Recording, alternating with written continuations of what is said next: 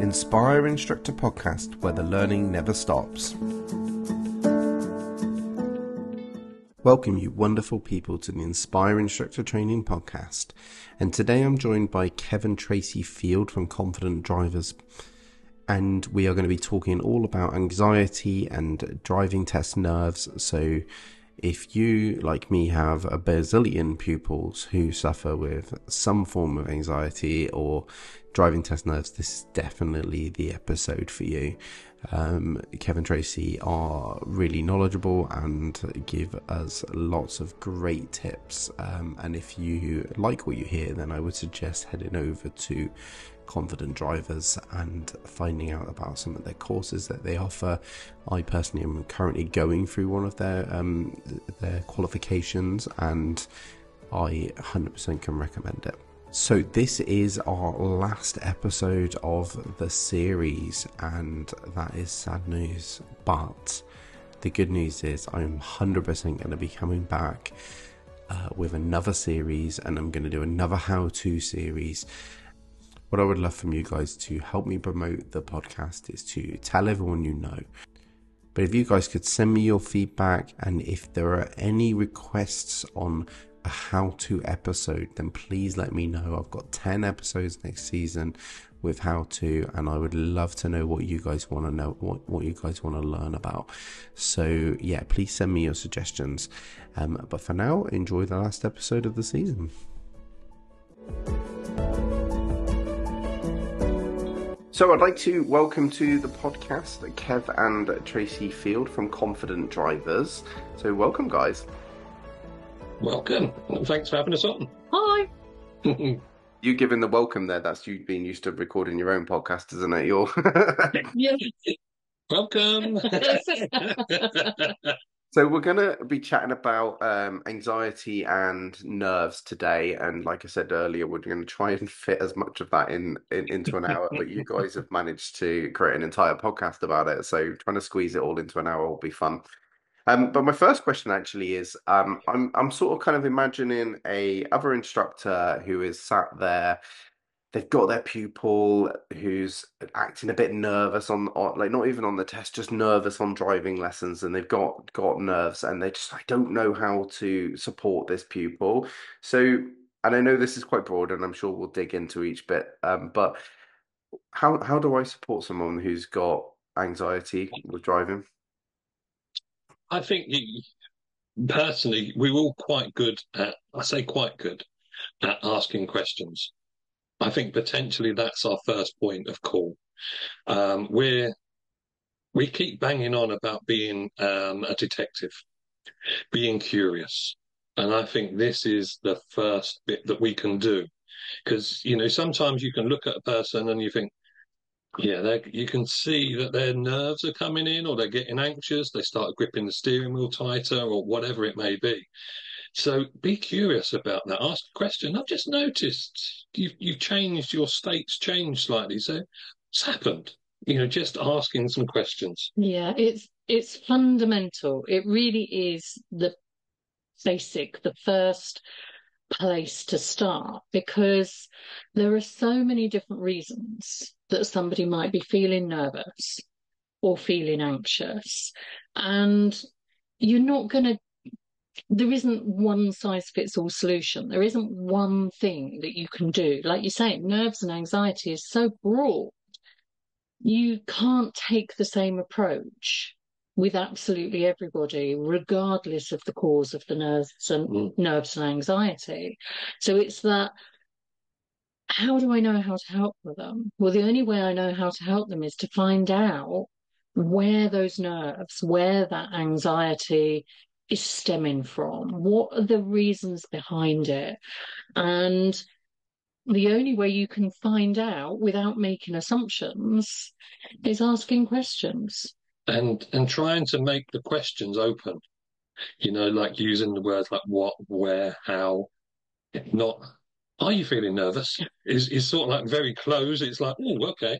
So again, being exploratory and, trying to find out from them what their insight is. Because then that gives you a starting point, and as we probably know, we're just having conversations.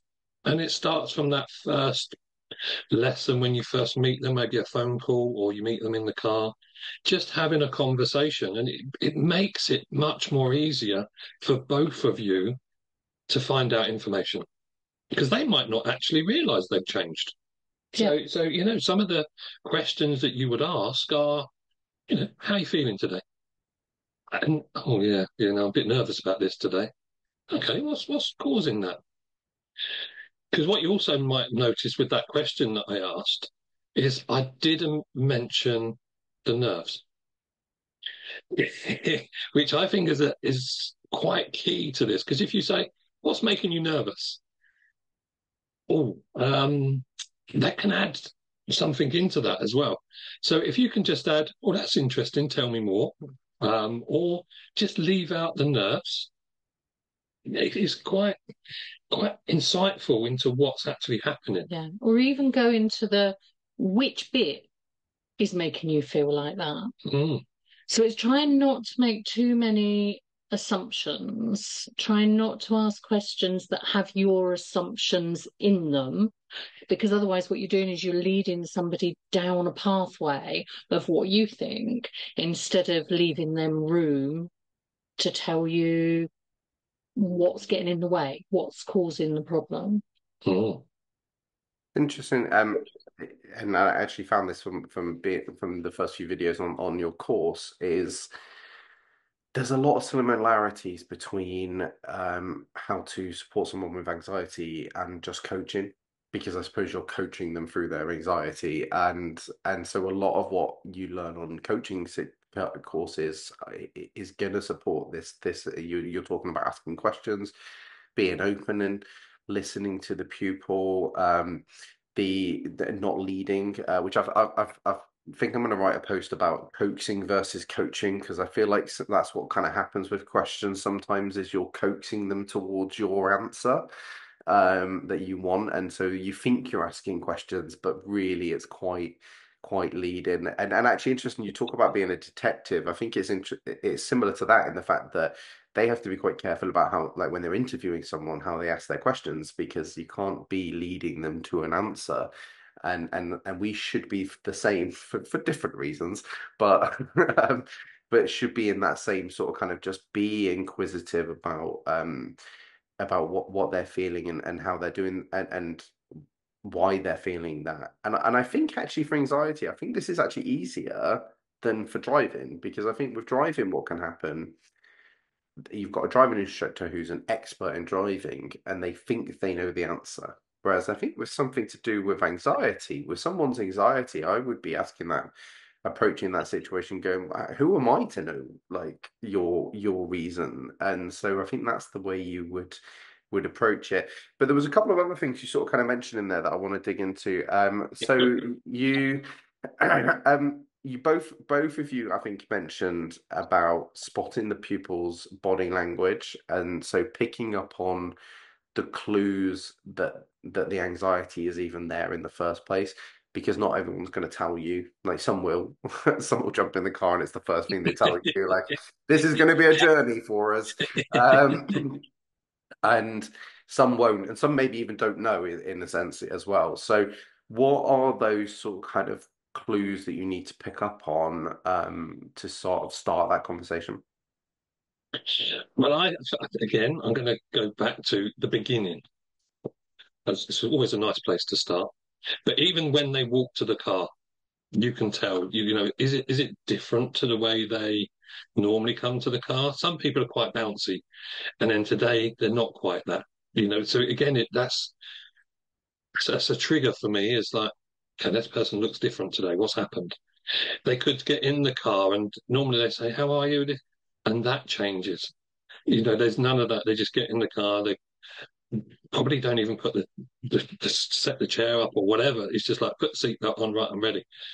Like, whoa, what's going on? This is different. Their body language, the way they're sitting, the way they hold the steering wheel. You get those.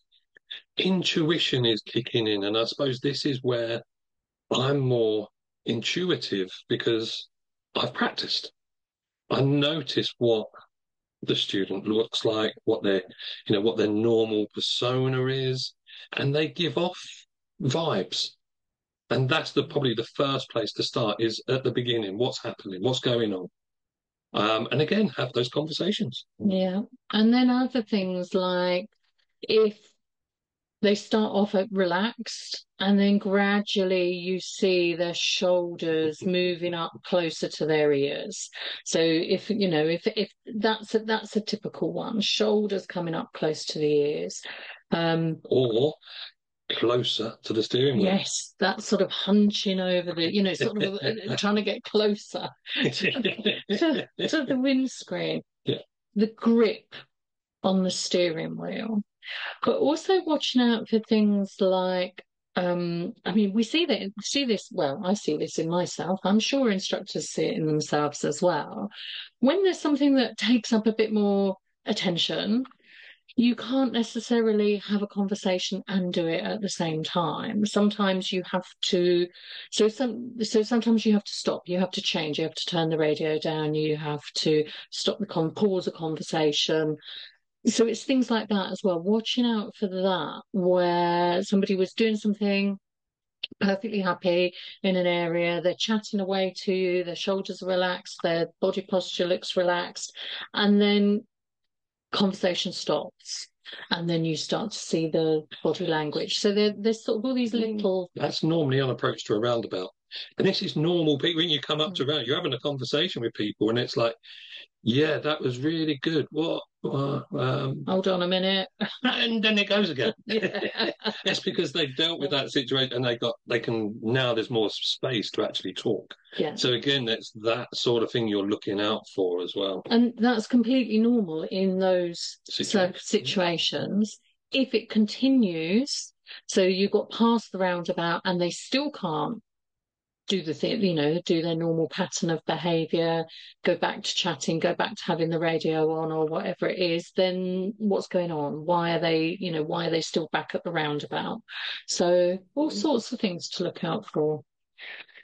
So the roundabout is always an interesting one. I like using roundabouts as an example for pretty much everything I talk about because I feel like they're like a micro version of all driving because they cause all the issues that could come up.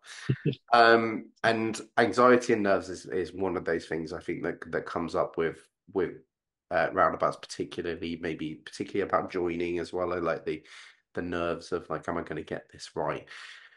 So let's deal with this in two sort of ways. So I think on the move, because I think there's stuff you can do whilst also driving, but also the conversations you have.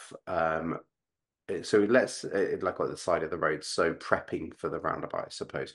So let's say we have people we've maybe identified that they are anxious coming into the roundabouts, whether that's because of something they've said or something that's happened, and you've then pulled over to have a chat about it. How do we, and then again, I know this is general and it's going to be, but because it depend on their reasoning, but how do we support them through that? Are there any techniques we can sort of kind of set them up with to go and help them be less anxious at the next roundabout? Again, potentially what I would do first off is, you've noticed that they're nervous, you've stopped. And once you've stopped at the side of the road, you can ask those thoughts and feelings questions. You can really delve a little bit deeper. And it's like, okay, so this has happened. What's your thoughts now? Well, how many lanes is there on that roundabout? What lane do I want? How do I know I'm going to get into that lane? What if someone cuts me up? And they normally go blur, and it all comes out. And you've got about 5 or 6 different things to sort out. You're probably not going to be able to sort 5 or 6 things out on the move. So let's break that down. So you've mentioned those things. Which one is most important for you to get right?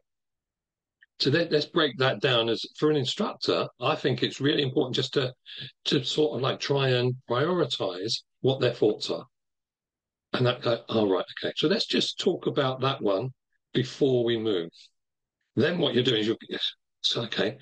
That normally helps all the other ones. I feel.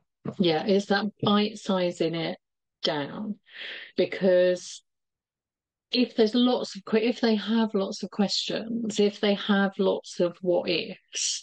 Now, sometimes a what if can be a signal that there's a gap in knowledge and understanding. So I think gaps in knowledge and understanding are a really easy one. An easy one, maybe that's me being very glib, not being an instructor, isn't it? But as an instructor, if you discover a gap in knowledge and understanding, then you know what to do about that cause of nerves and anxiety. You know you need to find a way to deliver that information in a way that suits that person so that they fill that gap in knowledge and understanding, because gaps will always create anxiety. But if they've got loads of different things, like Kev said, if they've come out with this, and this, bite sizing it down makes it less overwhelming. The having 5 or 6 questions, queries, concerns, whatever they are, feels overwhelming. It's overloading. So it is that point of bite sizing is key. One, and you can't bite size too small. You can go up, you can make it bigger. If you've gone small, then you can add more to it. But bite size it down as much as possible and build from there. Dealing with one thing, one step, one thing. Because that just builds that confidence, knowing that they're only going to be working on one thing. And it may well be the speed, it may well be what lane they want, or it may be, and I don't, the traffic lights on roundabouts, that really throws people, because it's like not what they normally do. It's like, oh, I've got to look for traffic. Okay. So let's just work on that then. And let's just make it easier for you. And again, how does that feel to you before we set off? How are you feeling now? And I think what we tend to do is like, okay, we learned this, let's go and practice. We don't tend to summarize it a little. I say summarize, but what you want to be doing, how does that feel? How's your thoughts now on dealing with this roundabout? And they will give you the answer. They will say, well, no, I'm still a bit confused. Or, no, that feels much better because I know what I'm going to be doing. Instructors tend to go, right, here's the information, let's go and practice it. Just give yourself, as an instructor, give your pause, is basically what I'm trying to say. And give yourself, be kind to you, which also will lead to be kind to your student as well. So just summarize and just think, right, okay, is that okay? How do you feel now? How's the thoughts now going to be now when you approach that? What's going to happen? Oh, okay, yeah, no, I feel good. What I'm hearing there as well is that we have this sort of kind of lack of competence is always going to cause more anxiety. So I think that is always a driving instructor's first port of call, really, is let's increase their ability and confidence, because their ability, because that will increase their confidence. But what do we do with pupils who have maybe that sort of kind of more severe anxiety and do have the competence, but are still having those panic attacks or stresses coming into the roundabout, despite the fact they know it and they can do it, but it's still causing those sort of kind of stresses? How do we handle those sort of kind of pupils? Yeah, I love this, because again, what it's doing is, I know they know, and do they really know? Mm-hmm. And I think the greatest place to start here is options. What's going to be the best way for you at this moment in time to be able to deal with that roundabout? And I can almost guarantee they'll say, I don't know, because they probably don't want to create an option. They don't want to tell you what. So would you mind if I allow some options for you? And they'll go, yeah, okay. Well, did you want me to drive it? And I'll just, talk you through it, and you can just watch me. Did you want me to drive and you tell me how to do it? Did you want me to sit here and you drive it, but I talk you through every single step of the way? I'm going to tell you what to do. What Or can you come up with your own solution? And it's like, oh, okay, I haven't thought of that. I didn't realise that was an option. Okay, let's go and give it a go. If you take the pressure off so they don't have to drive, but talk you through it. That is, again, what you're trying to do is like a pressure valve. And all you're doing is just releasing that pressure for them. Oh, okay. Is what they feel like as well, don't it? Even the way they talk will then change. It comes back to that bite sizing again. It's bite sizing things down.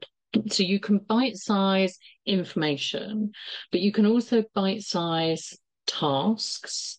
You can bite size responsibility. So who's responsible for what? You know, the instructor and the student. You can also bite size time as well. So these are, when we talk about bite size, and there are lots of different things you can bite size down. So with that roundabout option, those options were a way of bite sizing. So do they want to drive it, or do they want to learn how to do it without worrying about the driving it just yet? Do they want to do it on an iPad or on a board? Do they want to look at Google Maps and look at it visually from that point of view? There are so many. Do they want to video it so that they can play it and watch the video of you driving it every day between this lesson and the next lesson, so that they are taking on the information in a bite-sized way? So with that very, very nervous and anxious student, it's working within their boundaries. What's going to help them learn, and remembering that if you force them into driving it and they get into a panic, then all they're going to learn is that they don't want to do it again. So how do we help them learn how to tackle that particular roundabout in a way that doesn't set them into a panic? And it might mean that the actual driving it is delayed, that they're learning it in other ways before they actually get to drive it. Yeah, there was an interesting bit you said there about forcing them into driving it, and I think that's quite interesting because I can see that easily unintentionally happening on a driving lesson where the instructor is trying to be positive and just be like, come on, we can do this, we can do this, we can, like, let's go, let's go. And really the pupil is there sat there going, this is just gonna be not good for my life. And like you said, it's given them that options to, and I like this bite sizing thing as well in take it down to as far back as you need to. Whether and like you've talked about driving, but you may even have pupils who have that fear of just being in the car, and so can we walk up to the roundabout? Like you can strip it back to however far you need to strip it back, and then build up from there. I remember listening to one of your episodes on your podcast talking about a pupil who not a pupil but somebody who just couldn't get in the car, and I remember that being stripped back to just sort of being go near the car or go and sit in the car but there's no engine on, and really sort of kind of like those. And I know that's quite an extreme example, but that's what we're doing, isn't it? Sort of taking it back to those small steps and then building it up. So there's something else I wanted to talk about because something Kev mentioned earlier about not using the word nervous back to them. Is that the use of language that both the pupil and you use? Is how important is picking those words and how we talk to ourselves? Is that important? That's 100%. You know, I mean, if it's so easy to fall into a trap. And use these coverall type words that don't really mean anything because they're just words that people use. What does it tell you? Those words don't tell you anything about how somebody's really feeling. So let's give you an example, because I love this as an example. Phil, imagine that you just told me that you're nervous. And I say to you, okay, what's nervous? What are you feeling nervous about? And all you're doing is going, it's the roundabout. You haven't touched on the nervous. So I'm going to spin it again. Phil, you've just told me you're nervous. Okay, explain nervous to me. Where do you feel those nerves? And all of a sudden, it's changed. Yes, you're using the word nerves, but you're not using nervous or what's making you nervous. Sometimes we need to find out where it actually is, or we've recently discovered that sometimes put an extra word in because nerves covers such a broad spectrum of emotions. What actually is it? Can you explain nerves to me, or the way you're feeling? You say you're nervous. Explain nervous to me. Think of another word. Yeah, I think that's what you mean, isn't it? Can we find another word instead of nervous? So can we drill down into that feeling and get a bit more specific? So let's try and increase the emotional vocabulary that we're using. Let's try and use more words that are a bit more descriptive.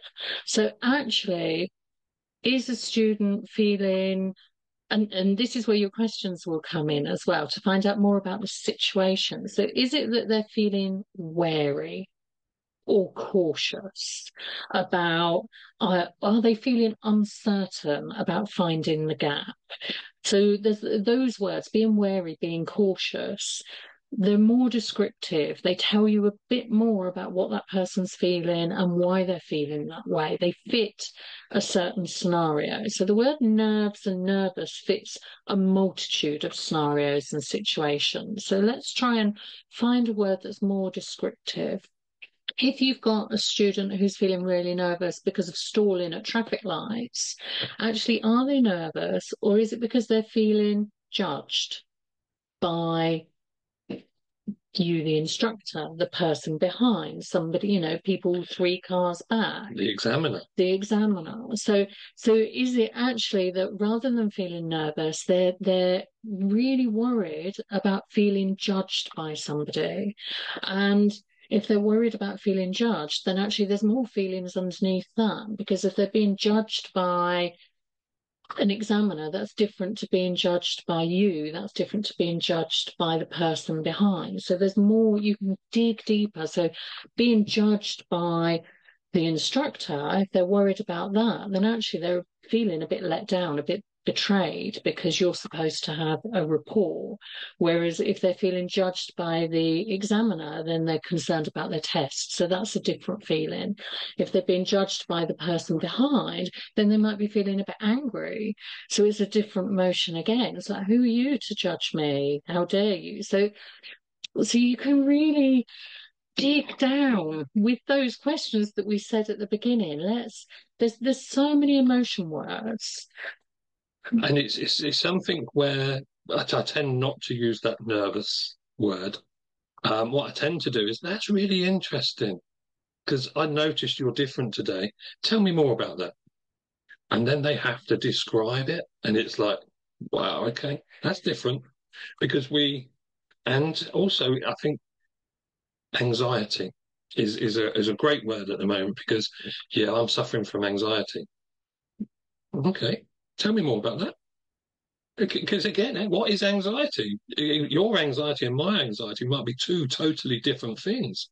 What actually is it? And then it's like, well, I didn't do that homework that you said I had to do, and I've come to this lesson and I'm not prepared. It's like, okay, does it matter? Yeah.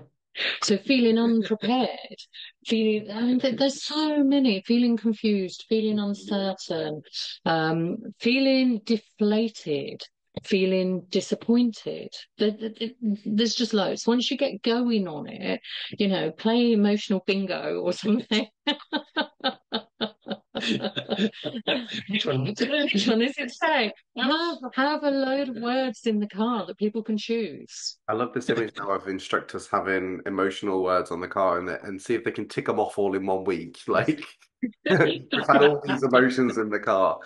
Um, so both of you in that last bit have mentioned the driving test or the examiner, and I think it would be crazy to do a episode on anxiety and nerves and not talk about the driving test, as that is where even pupils with great confidence tend to waver with their anxiety and nerves.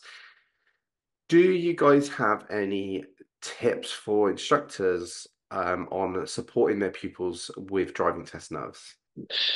Yeah, I mean, let's go. I'm saying this a lot today. Let's go back to the beginning. The pupil books their test. So I think this is where it first starts from. It's not normally when their first lesson. They're not normally worried about the driving test on the first lesson. But when they book the driving test, that's when it becomes real almost. And they say, yeah, I'm feeling nervous now. Now I've booked it, I'm feeling nervous. Okay, tell me about the driving test. And again, what you're doing is you're getting them to describe what their thoughts are on the driving test. And it can be a really interesting, if you set it as homework, I say homework, but call it whatever you want. So what I want you to do that between now and next lesson is, what would you be doing on a driving test? And just come back to next lesson and just tell me. And that is, I think, is the starting point. What do they think a driving test is? Most people will turn around and say, well, if the examiner's sitting next to me, I'm going to drive. Ooh. What are you being assessed on? What are they looking for? And it's like, oh, okay. Because again, the driving test is not about the instructor. And I know the instructors are probably going to shout at me and say, well, we've got trigger points and we got this and I need to put people. But it really is not about you. Because your student, you know that student is good enough to drive on their own. Fingers crossed, hopefully you've done, but what does the driving test entail for that student? What are they going to be assessed on? What can they tell you about the driving test? And there's a couple of things that you said there that I'd like to pick up on. So one is often when we do our workshops, when we are talking about this, when we talk about sort of like when we talk about questions and we talk about the test, very often the response that we get back in our workshops from ADIs and PDIs is that if a student is talking about nerves, 6 months in advance, that very often the response from the ADI or the PDI will be, well, we've got 6 months, don't worry about it yet, we've got loads of time.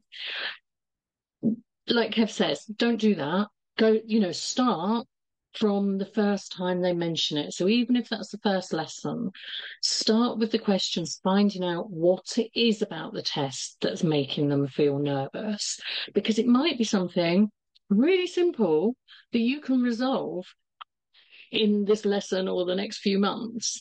Whereas if you're leaving it up to test date and then the week before test you're trying to resolve test nerves that have been there for months, then you're not going to get rid of them. You're not going to be successful. So don't ignore it and brush it under the carpet because it's months away.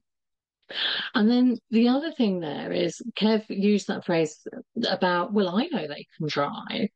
And this is one of the other things that we're saying all the time. As an ADI, as a PDI, doesn't matter that you know they can drive.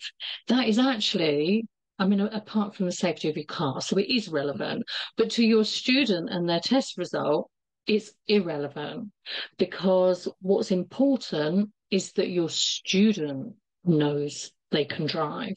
It doesn't matter if you know they can drive. Your student has to know they can drive. They need to be able to trust their driving ability, because if they don't trust their driving ability, then of course they're going to feel nervous. If I didn't trust my driving ability, I would feel nervous. So it's a key, there are lots of things to nerves and anxiety, and it's not just about reduced stress management. It's about confidence building as well. And this students, we already talked about knowledge and understanding, filling those gaps, that will build confidence. The other one is that the student can trust their own driving decisions and driving ability. And that's how you build confidence. Building confidence is different to stress management, but it's more effective. Quite interesting, because I had a training session with a PDI yesterday that I basically told him your opinion doesn't matter, and in a nicer way. I did put it nicer, but it was this sort of concept because it doesn't matter that you think they're great, and I think that's really important. And yes, it's nice to praise people and tell them they're doing well, but what's more important is they recognize that it's gone well, and why it's so important. So I think basically the PDI said, ask the question like, how do you think that went? I think it went really well. Like, and the problem there is we've already put our opinion onto this situation, and even if the pupils now sat there thinking, actually, I'm really worried about something, it's unlikely they're going to say that now because they're now going against what you've just said. So it is that it's so crucial that it's about their opinion and like you said, their belief that they can drive. So there was another thing I wanted to sort of ask you about, guys, about partly because I recently listened to an episode on your podcast about it. The is storytelling and I think that links quite nicely to what we talked about there about the building their own confidence and their own belief in what they can do. So I just wondered if you wanted to yeah, talk about that a little bit. I love stories. Yeah. They can be so powerful in both directions. Mhm. Yeah, yeah. It's I love the stories that students tell me, and again, PDIs, ADIs. I teach loads, but I love the stories that they tell me, and it's like, wow, where did people get these sort of like information from to create these stories? Because it's wonderful. It's so creative. Yeah, and I think everybody has a driving story. And I mean, this is finding somebody's driving story is another question that you can ask. So going back to what we said about, so what is somebody's driving story? What is it that's led them to how they feel about their driving now? Because their driving story, their backstory, it very often goes back to childhood, but sometimes it's not even always related to driving. So somebody's backstory might be that they're the person in the family who is always having bumps and scrapes and hitting door frames, or they're the clumsy one, or they are there can be all sorts of things in somebody's backstory that they take on that role in their family. They're the lucky one, or they're the unlucky one, or they're the one who is the perfectionist, or they're the one who, just does everything good enough and slaps it all together type thing. And all of these things form somebody's backstory that will then feed into their driving and their beliefs about their driving. So finding some of this out, and things like how they got on at school. And I'm going to mention neurodiversity here because a lot of these things feed into, so the backstories definitely feed into neurodiversity. And this is one of the other elements that's important when you're looking at anxiety. So, it's thought that 1 in 7 individuals in the UK are neurodiverse. A lot, so which means you are definitely teaching neurodiverse students, whether you know it or not, and actually whether your students know it or not, because there are a lot of individuals who are unaware, undiagnosed. They don't realise that some of the challenges they're having are because of neurodiversity. So this feeds into the backstory. How did somebody get on at school with learning new skills? How did they get on with their teachers? How did they get on in their tests and their exams? How, if did somebody struggle and all of those things? If they've struggled in other areas of their life, or then that will impact on their beliefs in driving. Yeah, and it gives you an insight as well as an instructor, to really go, okay, that's thank you for sharing that. But at the same time, how's that going to affect us moving forward? What do we need to do now that's the story that we've created. Well, how can we change that story so that we have a successful ending to the book? Yeah. And that's, again, it's just a different way of teaching, isn't it? Because again, you're putting it, you're really interested, and you put it back to the student to create their own ending. How do we update it? Yeah, updates another good How, one. is your story based on beliefs that are years old? Are they even relevant? Are you even the same person now? So thinking, for example, of somebody who learnt to drive when they were 17, gave up because they failed a test, for example, came back to it in their 20s, tried again, had a horrible instructor, gave up, came back to it in their 30s, tried again. So you can see how their story is building up. And they might talk about things that happened to them when they were 17, when they were learning to drive. Well, are they the same person? What would they like to tell that 17-year-old now, being older and wiser? And so where is the story? Where is it accurate? Where is it no longer accurate? Does it need updating? Does it need adding to? So Is it relevant? is it relevant? Yeah, what bits need Yeah. changing? Yeah, I think something along those lines that I've heard you talk about before is the difference between is it a thought or is it a fact as well, and I think that plays into that as well, doesn't it? Where they just have these thoughts about themselves and beliefs about themselves, but actually where is it? Is it true? Show me the evidence, like that sort of thing. Is that how you would challenge it? Actually, is to show me the evidence? Yeah, definitely. If someone like I take the person that's always bumping into doors, a bit clumsy, and they say, this is what I'm like. Okay, so let's take this into a driving context then. What would you like to happen? Well, I don't want to crash, do I? Okay, so how do we make that not happen? What do we do? Oh, I need to learn how to steer a car. Okay, so where would you like to learn so you don't bump and fall over, whatever? What can we do that's going to help you?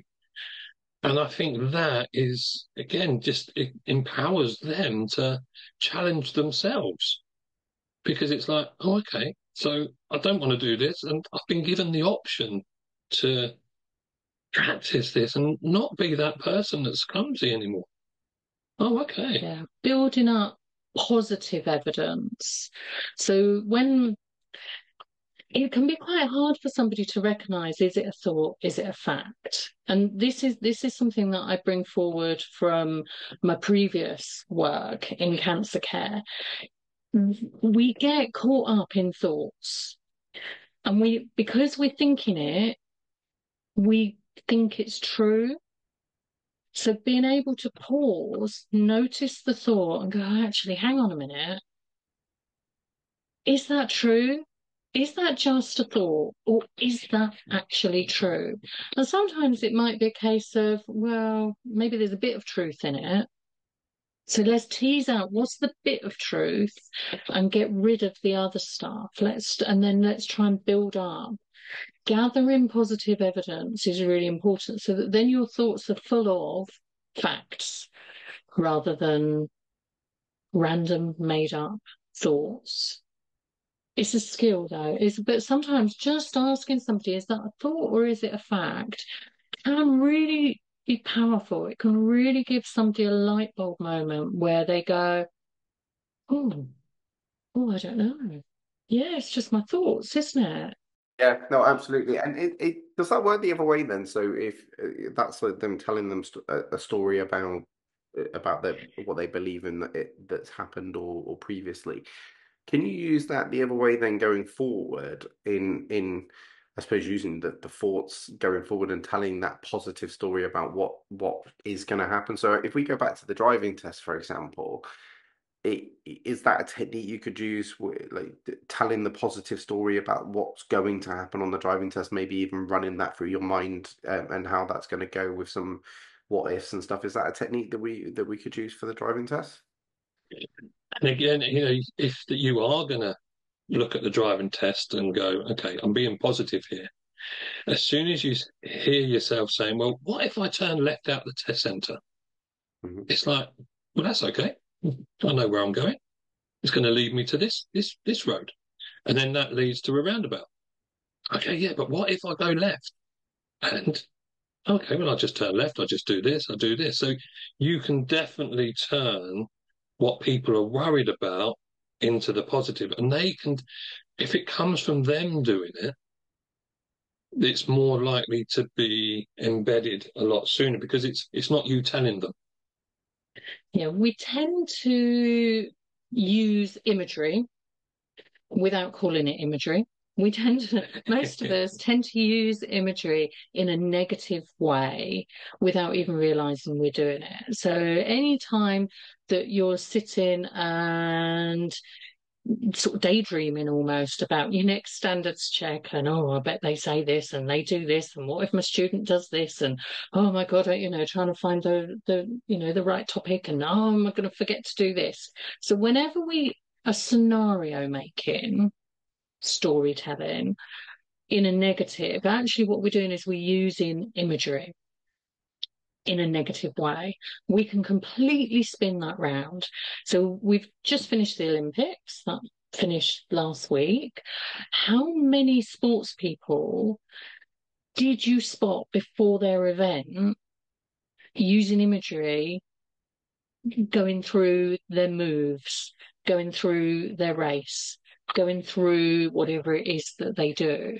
So Olympians, most sports people use imagery to imagine their sport, their event, whatever it is that they do, far more times than they ever do it. And they imagine it in the positive. And we can do exactly the same for any aspect of driving. So it can be that roundabout. So we were talking about bite-sizing that roundabout down, and we gave all those options. We didn't mention imagery as an option, but it's very definitely an option. We can imagine that roundabout that we hate. We can do it however many times we want a day in our imagination, and we can come at it from different roads and from different lanes and go different directions, and we can do it in our imagination, and we can imagine some scenarios that we cope brilliantly with. So, did I stall? Okay, let's imagine stalling and getting out of it and dealing with it. Or even doing it, let's imagine that we're on the wrong lane on that roundabout. What would you do? What am I going to do? So we can use this. So even the negative things we can imagine getting ourselves out of successfully.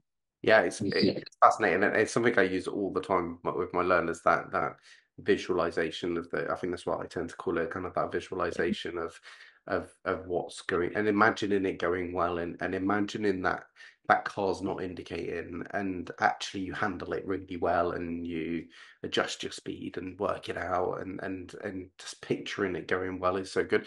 You talk about the Olympics, and actually I remember reading about Michael Phelps, who does this a lot, and he told a story about how he would visualize his goggles not quite working in the race, and now he can't see what he's doing because the water's got into the goggles.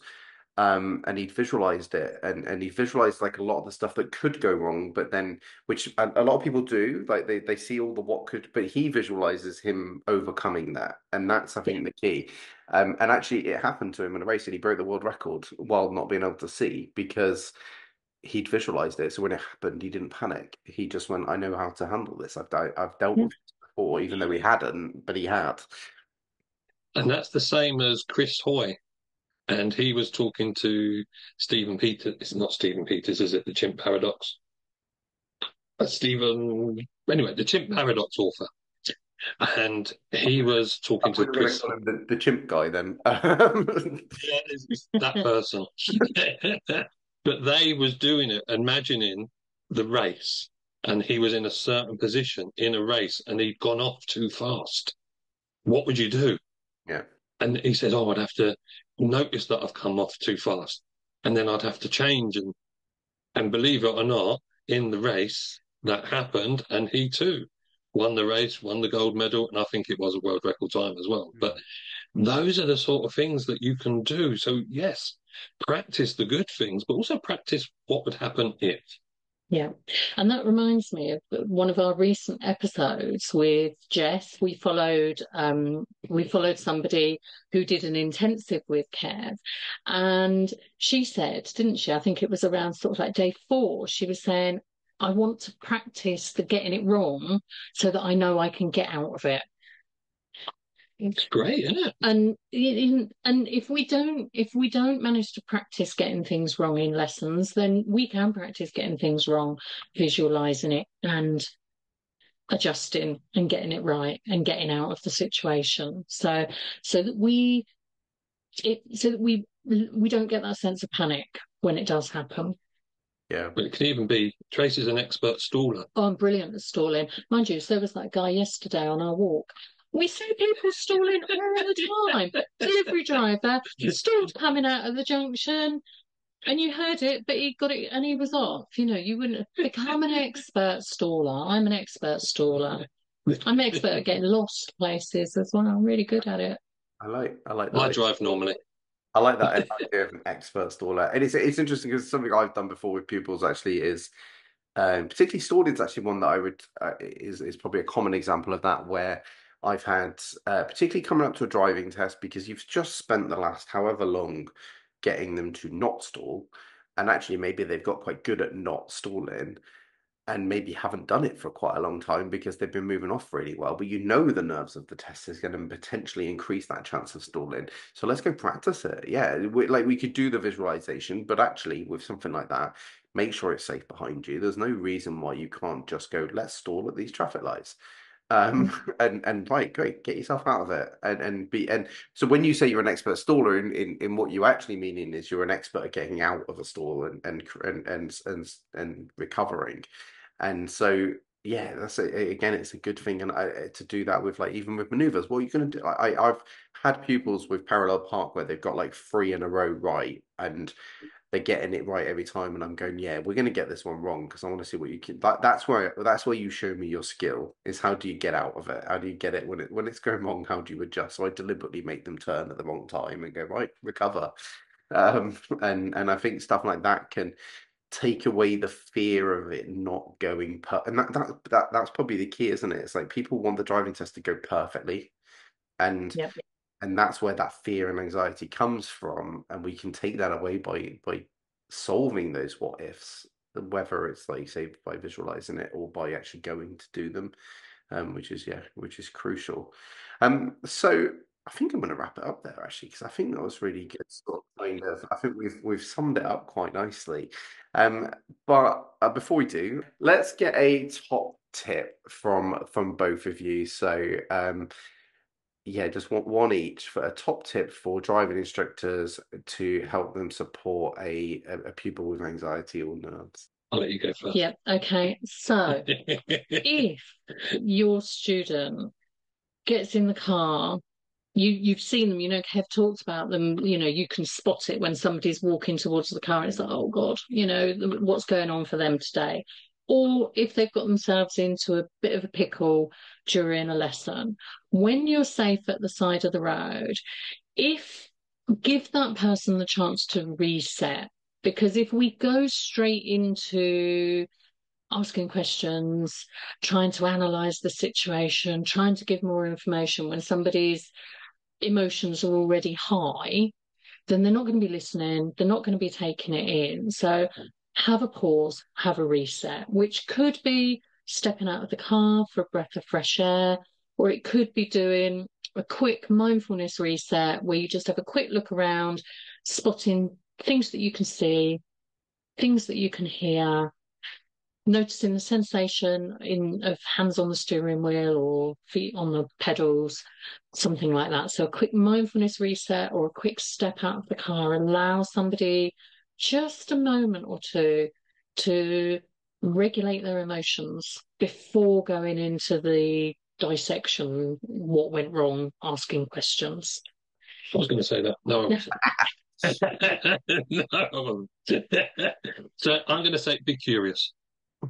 Imagine that you haven't got a clue, because we're all masters of information and knowledge about driving. just be curious and manage and imagine that you haven't got a clue what they're talking about, and just ask questions to gain more information. Yeah, I love that. I also actually think, interestingly, you haven't got a clue what they're thinking and feeling. So you don't even have to imagine it. It's true. Exactly. So I'm actually going to add one here, which I don't normally do, but it's because it's your tip and it's one that I love, and it's one that I use and I hand it over to all my PDIs and all my pupils. Is it's a breathing technique that you guys talked about, because I think breathing techniques on the move are really difficult because it's very hard to count like box breathing and then also drive like one, Yeah. 2, 3. Oh my God, the roundabouts here. And I loved your little tip that you said about talking, breathe like you're smelling flowers. So breathe in like you're smelling flowers and breathe out like you're blowing bubbles. And I absolutely love that. And I've worked with so many of my pupils. So we've had all these chats and stuff, but there's still an element of anxiety on the approach to the roundabout. And doing a couple of those breaths before we get there can actually solve all the problems, just make them a bit more like grounded and centered. But I do want to tell the story about the one time I did this. I was actually sat in the back when I offered this suggestion to a pupil, and I explained breathe in like you're smelling flowers and blow out like you're blowing bubbles. So they went not those sort of bubbles. Is what I went for.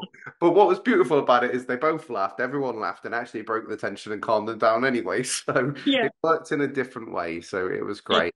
Yeah. So before I let you guys go, do you want to tell everyone where they can find you and what they can find you for? Yeah. So we've mentioned the podcast a couple of times. So obviously everybody loves a free resource, and this one is mainly aimed at your students, but loads of ADIs and PDIs listen as well. So that's the Driving Confidence podcast. So search that in your favorite podcast player.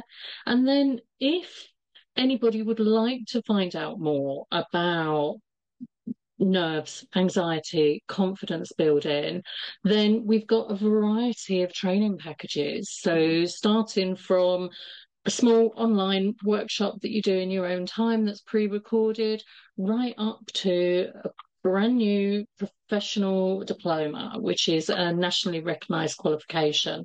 So we've gone through the accreditation process with the Scottish Qualifications Authority. So that's an SCQF Level 7 Drive with Confidence professional diploma. There we go. Brilliant. That was perfect. Well done. I think I've said it better myself. That was very succinct. I'm always awful at doing that, and that was very succinct. The and I can fully recommend that the SQA, because I'm currently going through that process.